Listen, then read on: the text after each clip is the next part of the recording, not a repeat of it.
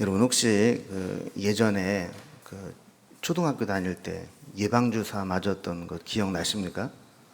요즘은 뭐 대부분 뭐 병원이나 보건소 이런 데서 맞지만 예전에는 뭐 제 기억에 뭐 거의 이제 학교에서 맞았던 기억이 납니다. 양호 선생님이나 간호사 선생님이 이 주사를 놔주시는데 이렇게 한 줄로 쭉 서서 기다리죠. 그래서 자기가 맞을 차례를 기다리는데 점점 자기 순서가 가까울수록 뭐 가슴이 막 콩닥콩닥 뛰고 보통 긴장이 되는 게 아닙니다. 근데 가끔 보면 줄을 서서 잘 기다리다가 바로 앞에 있는 애가 도망을 가기도 합니다. 도저히 무서워서 그 주사를 못 맞고 도망을 가면 또 결국 또 선생님이 또 붙잡아다가 설득을 해서 맞추고는 하죠. 자, 이렇게 우리는 살아가면서 피하고 싶어도 피할 수 없고 또 시간이 지나면 결국에는 현실에 직면해야 될 불편하고 힘든 일들을 만날 수 있습니다. 재판을 앞둔 사람의 심정을 이렇게 생각을 해보면 최종 판결이 날 때까지 참 긴장이 될 겁니다. 법을 알고 있어서 대충 이게 어떤 판결이 날 거다 예상이 되는 사람이라면 몰라도 이 재판이 막 예상치 못한 방향으로만 흘러가고 이 어떻게 판결이 날지 모르는 상태에서 기다리는 그 시간이 얼마나 긴장이 되고 힘들겠어요. 어쩌면 오늘 본문에 나오는 이 야곱의 심정이 바로 그런 심정입니다. 참 불편한 만남, 또 위험한 만남, 안 만날 수는 없지만 이 만나서 어떻게 될지 모르는 그런 만남, 그 만남을 바로 코앞에 두고 있었습니다. 형에게 선물을 이렇게 보내면서 종들에게 얘기를 잘해라 여러 차례 선물을 보냈죠. 그리고 마지막에 그 종들이 돌아와서 보고하는 내용을 들어보니까 에서가 장정 400명을 소집해서 끌고 야곱을 만나러 올라오고 있다는 겁니다. 그리고 오늘 말씀해 보면 드디어 이 에서의 일행이 야곱의 눈에 딱 들어오게 됩니다.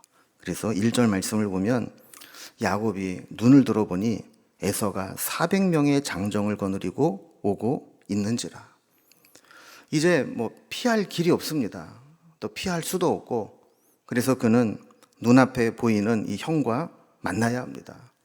어차피 한 번은 만나야 되고 만나서 해결을 해야 되지 그냥 그 상태로는 도저히 지낼 수가 없었기 때문입니다. 그런데 이 만남의 이 칼자루는 형 에서가 쥐고 있죠. 에서가 어떻게 하느냐에 따라서 이 만남이 아름답게 해피엔딩으로 끝날 거냐 아니면 피해 복수로 끝날 거냐 여기 달려 있는 겁니다. 다행히 에서가 화해를 해서 좋게 맞아주면 해피엔딩으로 끝나겠지만 그렇지 않다면 이 생존의 위협을 느낄 수 있는 상황입니다. 야곱은 마지막으로 한 번 더 대열을 정비합니다. 야곱은요 보면 뭘 해도 그냥 하는 법이 없어요. 처음에는 자신이 맨 뒤에 도망가려고 채비를 했지만 이제 어쩔 수 없이 에서를 만나야 된다 하니까 자기가 맨 앞으로 갑니다. 그리고 다시 줄을 세우는데 어떻게 줄을 세우느냐 하면 맨 앞에는 여종들과 그의 자식들, 그리고 그 뒤에는 레아와 그의 자식들, 그리고 맨 뒤에는 라헬과 요셉, 이렇게 줄을 세워둔 거죠. 그러니까 혹시 자기는 죽을지 몰라도 중요한 순서대로 멀리 두면서 혹시라도 그들이라도 좀 살아남기를 바라는 그런 모습을 보게 됩니다. 자, 그리고 이제 드디어 형과의 아주 극적인 만남을 갖게 됩니다. 우리는 이 야곱과 에서의 만남을 통해서 몇 가지 아주 중요한 이 신앙의 원리들을 배우게 되는데 오늘 그 원리들을 좀 살펴보려고 합니다. 먼저 첫 번째로 화해를 요청하며 먼저 숙이는 것은 믿음의 행위라는 겁니다. 우리는 보통 먼저 숙이고 들어가는 사람은 약자이거나 잘못한 사람이거나 뭔가 꿀리는 게 있는 사람이 숙이고 들어가는 것으로 생각을 하는데 오늘 본문에 보면 먼저 숙이고 들어가는 사람은 믿음의 사람이라는 거예요. 먼저 숙일 수 있다는 것, 믿음의 결단이라는 겁니다. 형이 가까이 왔을 때 야곱의 모습은 이해하기 힘든 그런 모습입니다. 3절을 보면 자기는 그들 앞에서 나아가되 몸을 7번 땅에 굽히며 그의 형 에서에게 가까이 가니 그랬어요. 여러분, 지금 야곱이 에서를 만나기 위해서 어떤 모습으로 나간다고요? 몸을 7번이나 땅에 굽히면서 숙이고 들어갔다라는 겁니다. 여러분, 우리가 뭐 잘 아는 사실이지만 야곱과 에서는 어떤 사이예요? 쌍둥이에요, 쌍둥이. 뭐 형제이긴 하지만 그게 뭐 몇 년 차이 나는 형제도 아니고 몇 분 차이 날까 말까한, 이게 발목 잡고 나왔으니까 뭐 거의 동시에 나온 그런 쌍둥이라고요. 근데 아무리 좋게 봐줘도, 형이라고 해도 몸을 7번이나 땅에 굽히며 나아간다는 것은 아무리 봐도 형제의 예법은 아닙니다. 우리나라 역사상 가장 굴욕적인 순간 중에 하나로 기억되는 이 삼전도에서 이 청태종에게 인조가 눈물을 흘리면서 이 3차례 큰 절과 9차례 머리를 땅에 박는 항복 의식인 삼배구고두라는 예를 행한 적이 있습니다. 이것은 항복과 신화됨을 인정하는 것으로서 그 추운 그 얼음바닥에 3번 큰 절을 하고, 한 번 할 때마다 3번씩 그 이마를 그 언 땅에다가 막 박으면서 피가 날 정도로 그렇게 굴욕적인 일이었었죠.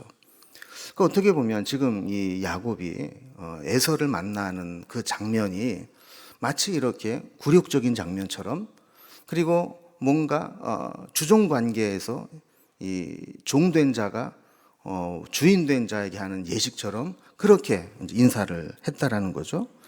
그러면 야곱은 왜 이렇게까지 하면서 형을 만나야 했을까요? 그러면 사실 신앙의 눈으로 본다면 에서는 전혀 영적이지도 않고 세속적이고 무식한 들사람에 불과했습니다.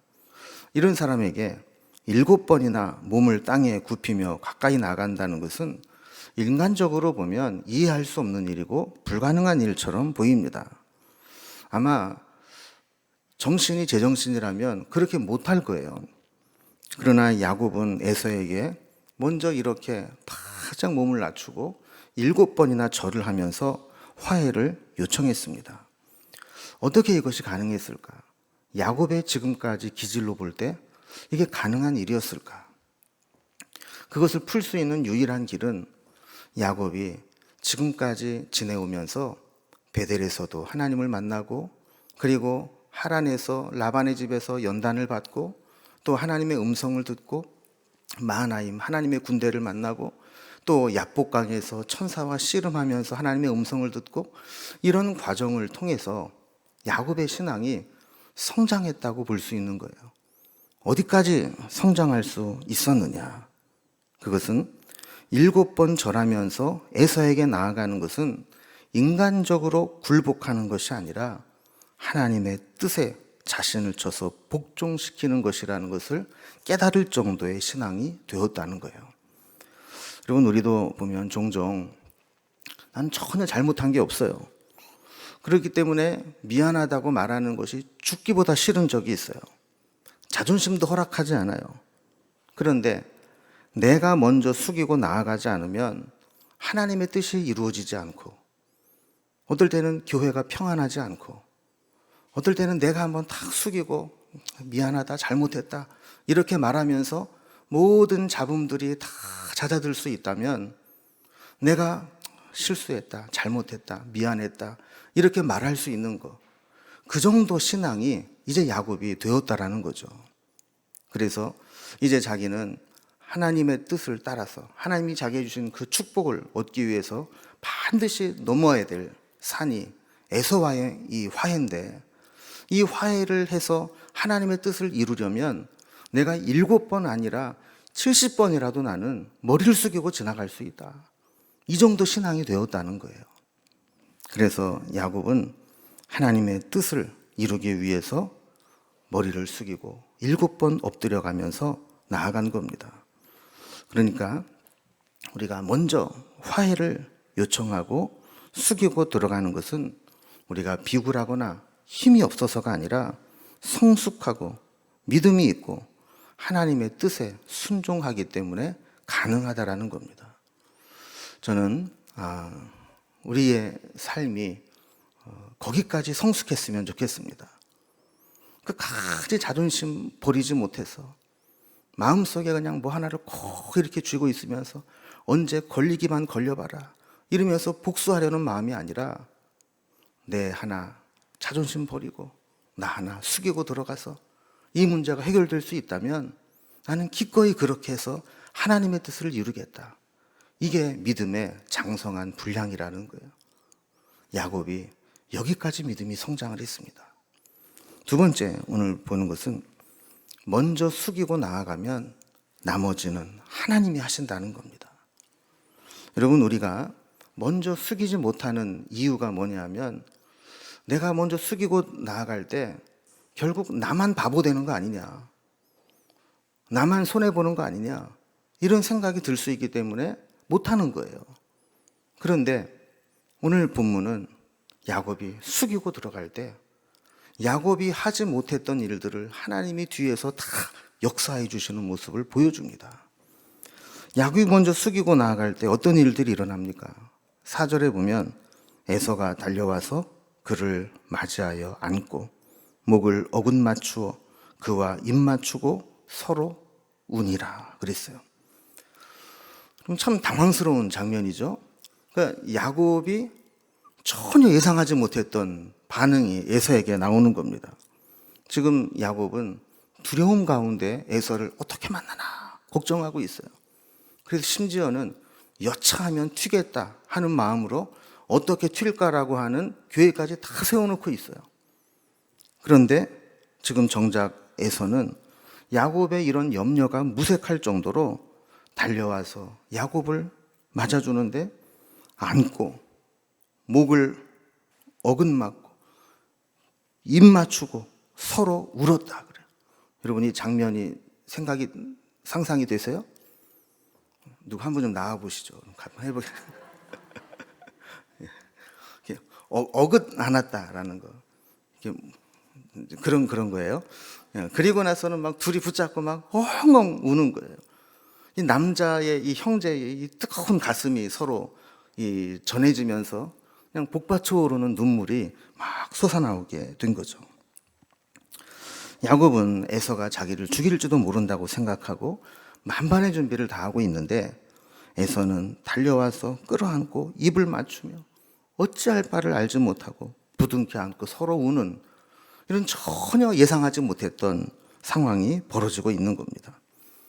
우리가 잠시 후에도 살펴보겠지만 에서는 야곱에게 과거를 묻지 않았어요.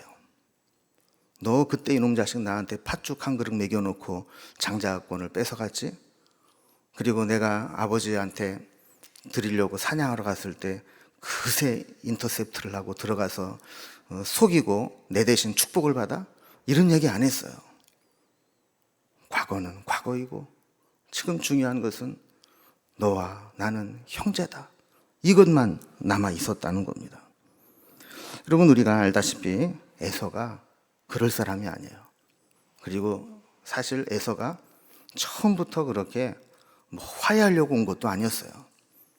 여러분, 그렇다면 지 혼자 오지 왜 400명을 끌고 왔겠어요?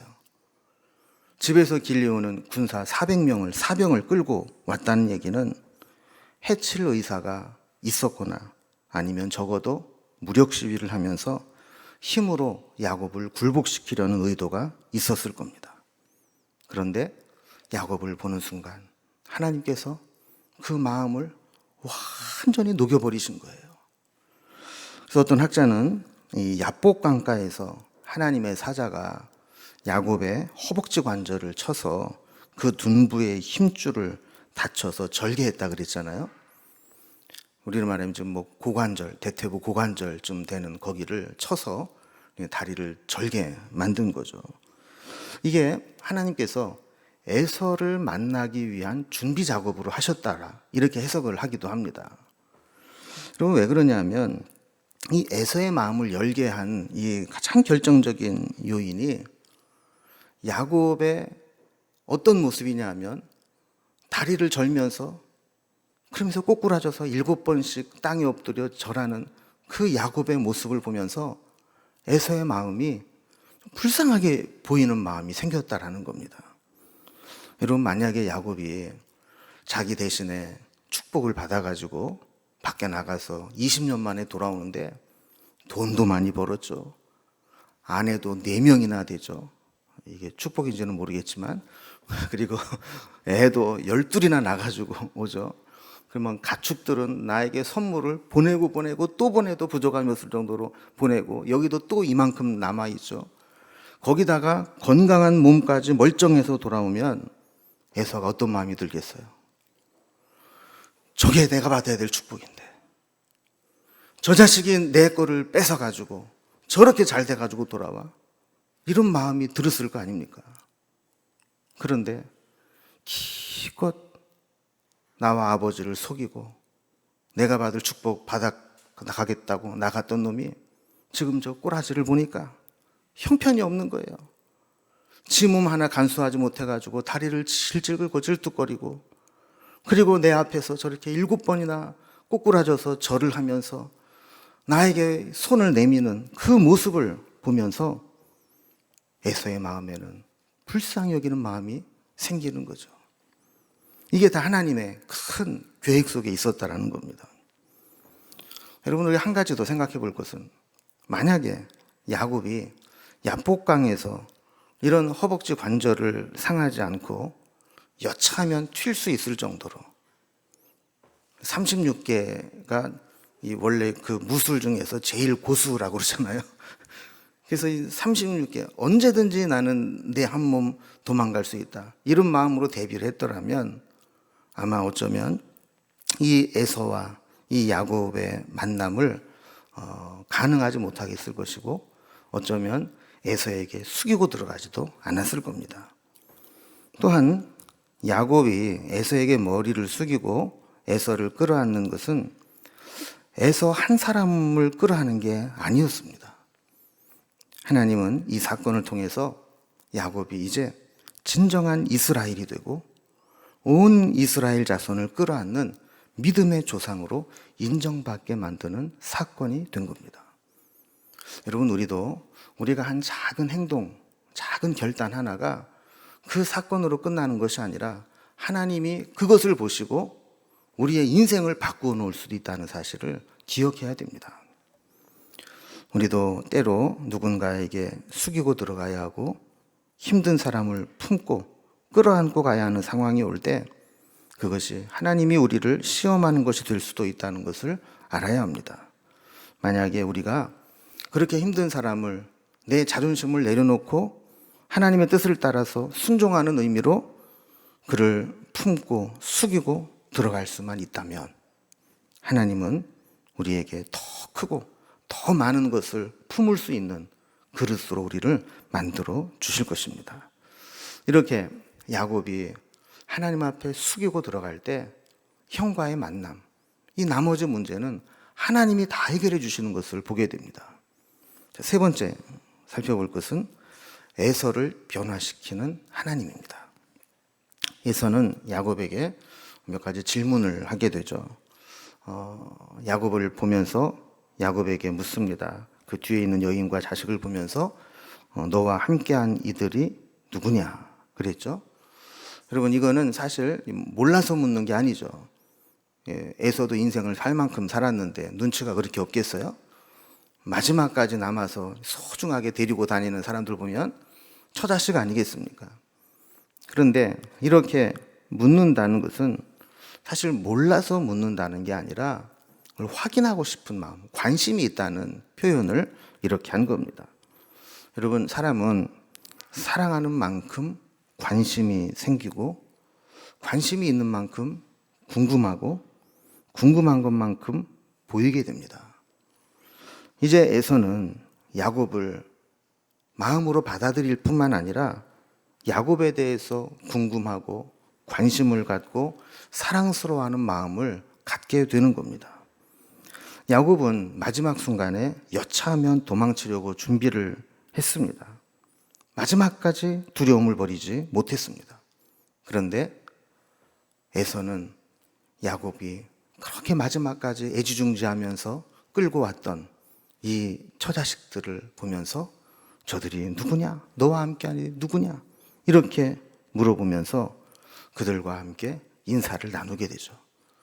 이것은 단지 통성명했다는 의미가 아니라 에서가 더 이상 야곱의 적이 아니고 에서가 더 이상 야곱의 식구들을 해치지 않는다는 보증이 되는 겁니다. 자, 두 번째로 에서가 야곱에게 질문한 것은 8절에 보면 에서가 또 이르되 내가 만난 바 이 모든 때는 무슨 까닭이냐. 이 때가 무슨 때예요? 야곱이 선물로 보냈던 그 때들이 있잖아요. 자, 이 얘기는 무슨 얘기입니까? 이건 역시 뭔지 몰라서 묻는 게 아니죠. 야곱은 이 때들을 보낼 때 종들을 함께 보내면서 이 종들은 야곱이 보낸 것이고 또 이 뒤에 야곱이 에서를 만나러 올 겁니다. 이 메시지를 분명히 여러 차례 보냈기 때문에 그가 받은 이 짐승의 떼들은 야곱이 자기에게 보낸 선물이라는 것을 알아요. 그런데 지금 이 모든 때가 무슨 까닭이냐라고 물은 것은 에서의 마음이 완전히 풀렸다는 것을 의미하는 거예요. 그러니까 이런 뇌물성 선물 안 보내도 내 마음은 풀렸고 너를 해칠 마음이 없다라는 것이죠. 그러면서 오히려 이런 선물들이 우리의 관계를 어색하게 만들 수 있으니까 너는 내 거 가져가라. 이렇게 얘기를 하는 겁니다. 여러분, 우리도 가끔 그럴 때 있잖아요.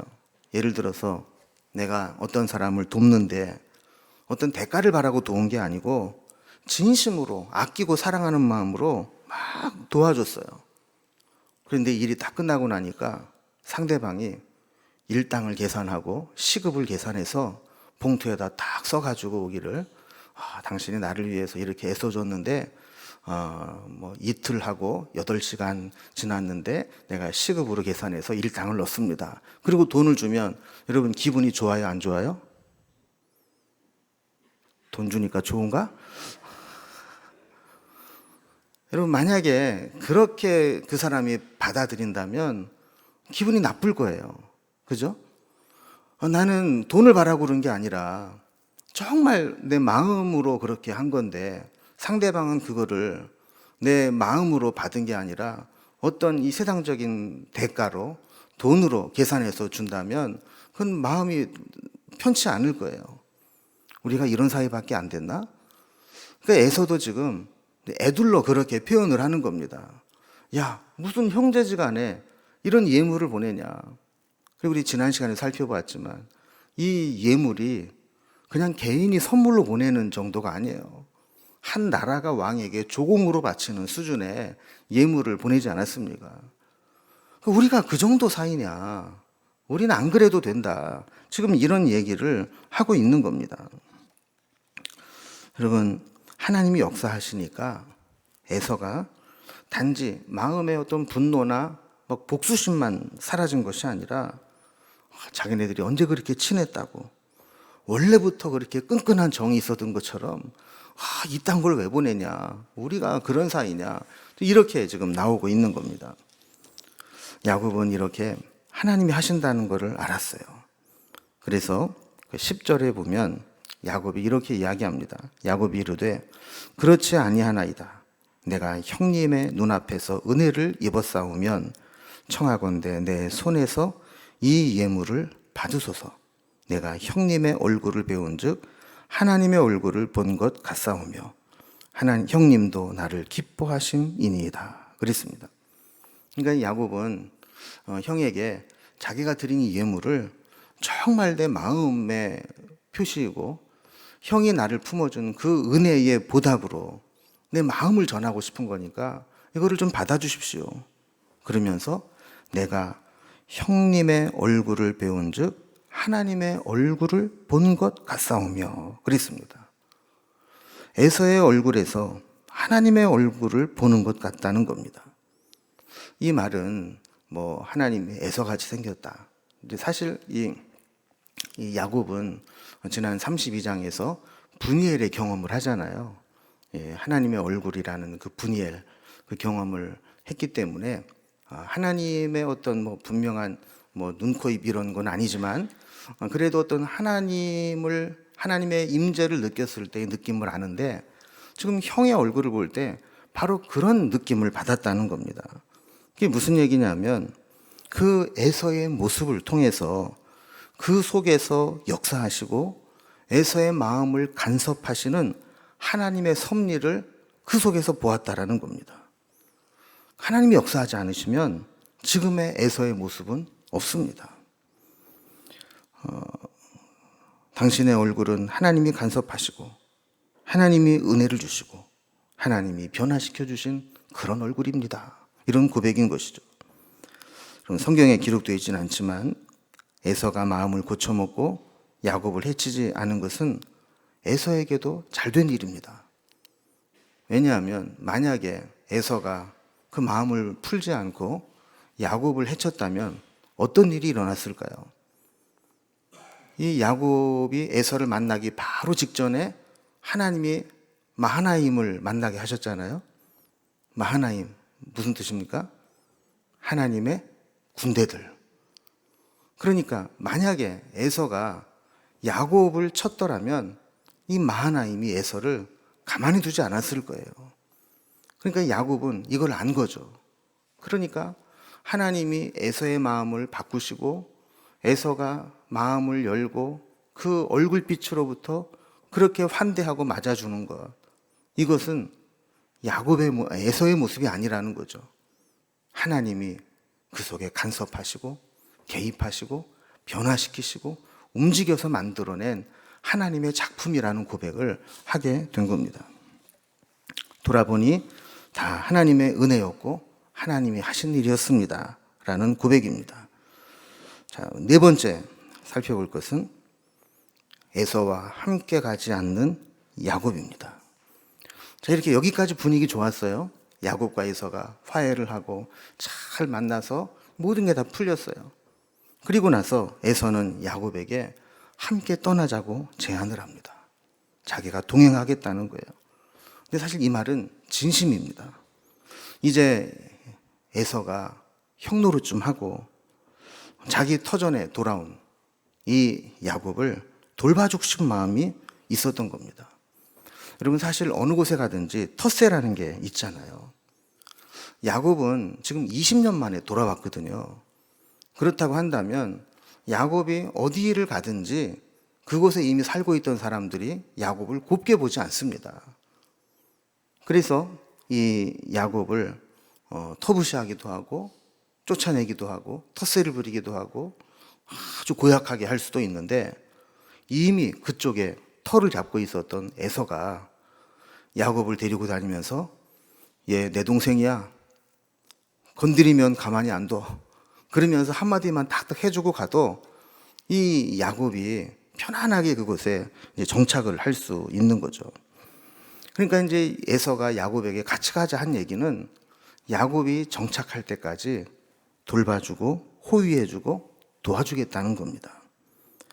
그런데 야곱이 거절을 합니다.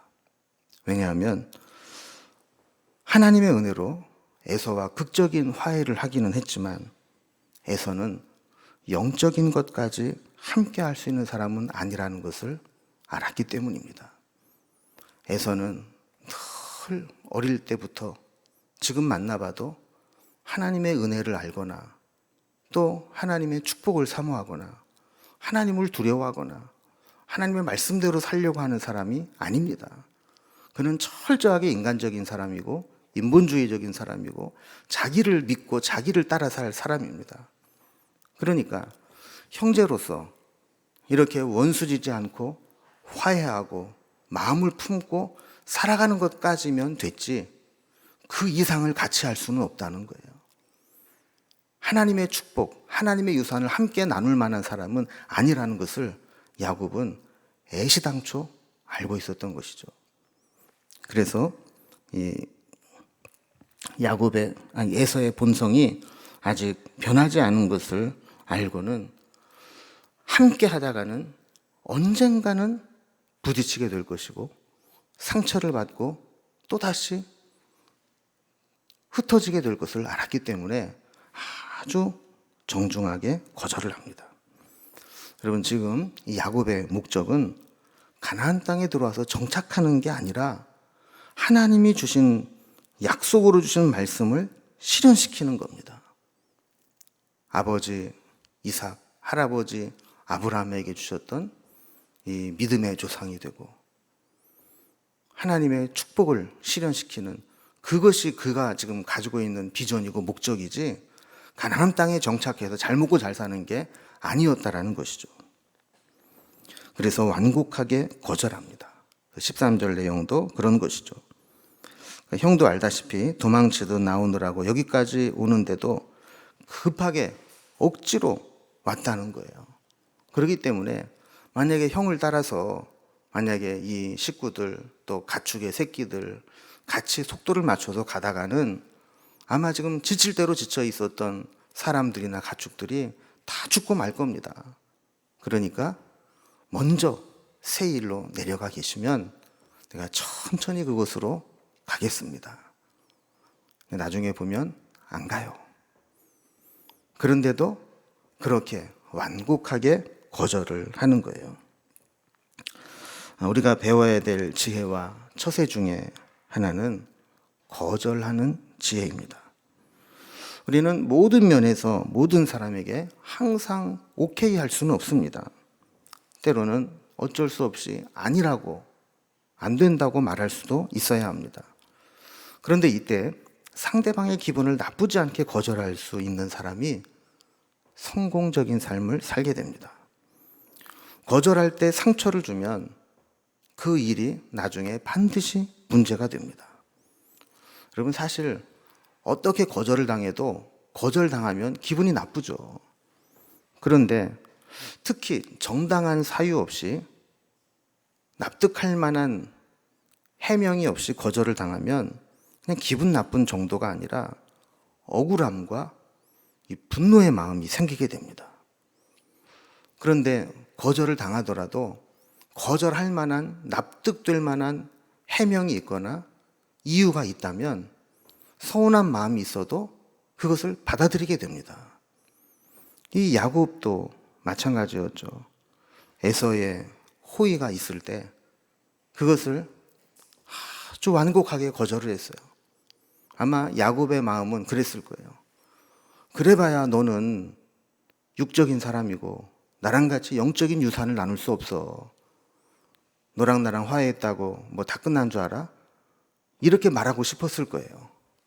그런데 그렇게 말하는 것이 아니라 지금 우리 처자식들하고 우리 짐승들 보라고 여기 새끼 난 것도 있는데 여기까지 올 때도 도망 나오느라고 우리가 아주 급하게 와서 겨우겨우 지금 이렇게 있는데 만약에 형님 따라서 우리가 계속 그 길을 바쁘게 간다면 여기서 뭐 다 반은 나 잡아 죽을 겁니다.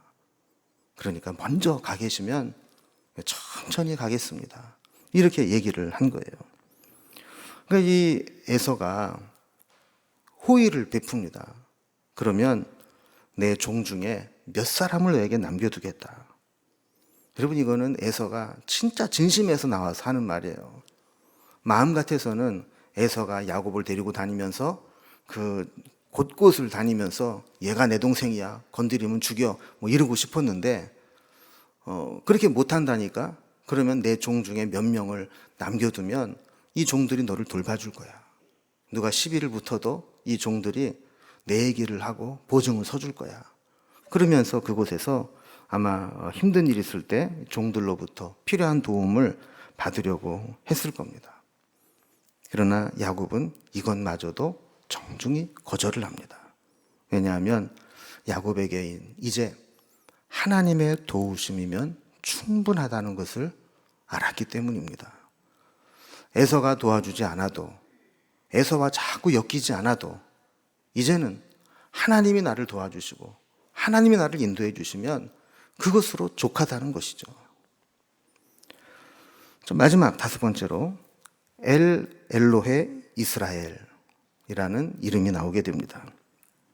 에서의 호의에도 불구하고 야곱은 에서와 다른 길을 갑니다. 에서는 원래 왔던 세일로 돌아가고 야곱은 숫곳으로 갔다 그럽니다. 그래서 17절에 보면 거기에서 자기를 위하여 집을 짓고 그의 가축을 위하여 우릿간을 지었으므로 그 땅 이름을 숫곳이라 부르더라 그랬어요. 여러분, 숫곳은 우릿간 혹은 오두막이라는 뜻입니다. 지도를 잠깐 이렇게 보면 여러분 오른쪽에 흐릿한 파란색으로 야복강 보이죠? 이 야복강 바로 옆에 보면 분이엘이 있습니다. 여기에서 이제 하나님을 만나는 체험을 하고 이제 그 밑에 야복강이라고 되는 그 밑에 화살표에 보면 에서는 아랫지방 세일로 떠나게 됩니다. 그리고 말로는 형님 먼저 가면 우리도 곧 따라가겠습니다. 그래 놓고 야곱은 어디로 가요? 그 서쪽에 보면 숫곳이라는 곳으로 가요.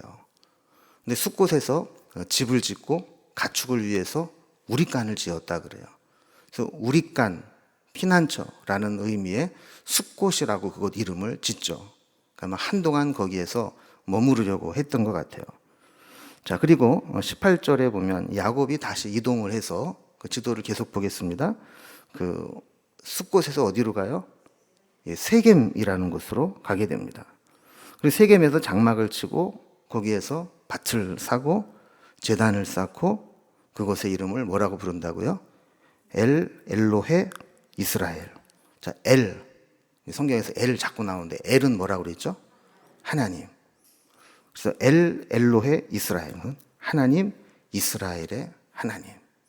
그 이스라엘은 누구 이름이에요? 자기 이름이잖아요. 그러니까 하나님은 이제 나의 하나님이 되셨다. 비로소 아브라함의 하나님, 이삭의 하나님이 아니라 이제 이스라엘의 하나님이 되었다. 이 고백을 이 세겜에서 하게 된 겁니다. 두려웠던 에서와의 만남이 극적인 화해로 마무리되고 가나안 땅에 들어와 땅도 사고 정착을 하게 되자 야곱은 그곳에서 정착을 하려고 안주하려고 하게 됩니다. 그런데 야곱이 실수한 게 하나 있습니다. 원래 여러분 야곱이 에서와 이런 극적인 화해가 이루어지면 어디로 가야 됐을까요? 어디로요? 베델로 가야 됐죠.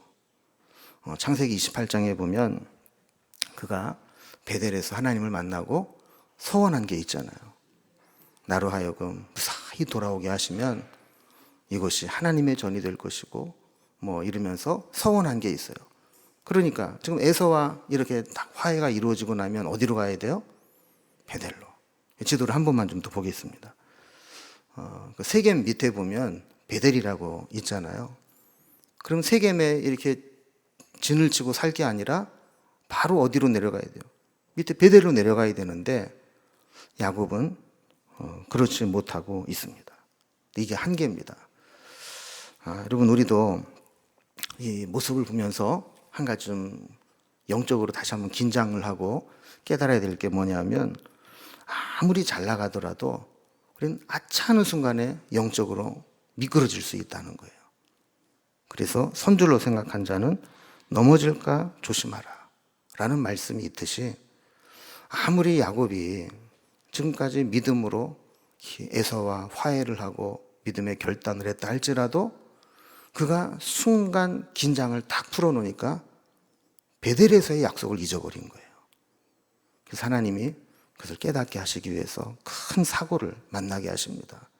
그래서 우리 다음 시간에 살펴볼 34장에 보면 딸 디나가 그곳에서 성폭행을 당하는 일이 생기게 되는데 이것이 바로 그런 이제 사인이라는 것이죠. 여러분 우리가 오늘 다시 한번 말씀을 기억합니다. 야곱과 같이 믿음으로 우리 하나님을 바라보고 우리의 믿음이 성장하면서 우리가 숙일 수 있다는 것, 먼저 화해를 요청할 수 있다는 것, 이것이 믿음의 결단이고 그렇게 우리가 순종할 때 나머지는 하나님이 다 역사하시고 두려움의 대상이 되었던 에서가 사랑과 관심을 표현해 주면서 그 지극한 그 형제애로 바꾸시는 하나님의 역사하심을 보게 되고 그러면서도 야곱은 한 번은 성공하고 한 번은 실패하는데 에서와는 영적인 것까지 함께 나눌 수는 없다라는 것을 깨닫고 동행하지는 않는 그런 영적인 분별력이 있었지만, 그러나 순간 방심하는 사이에 그가 하나님과 약속했던 베델로 내려가지 못하고 숫곳이나 세겜에서 머무르려고 했던 그런 모습들을 보였다. 이게 이제 오늘 야곱의 여정 가운데 보여준 사건입니다. 우리도 이 말씀들을 생각하면서 하나님의 큰 뜻을 이루어 나가는 삶이 되기를 주님의 이름으로 기원합니다. 기도하겠습니다.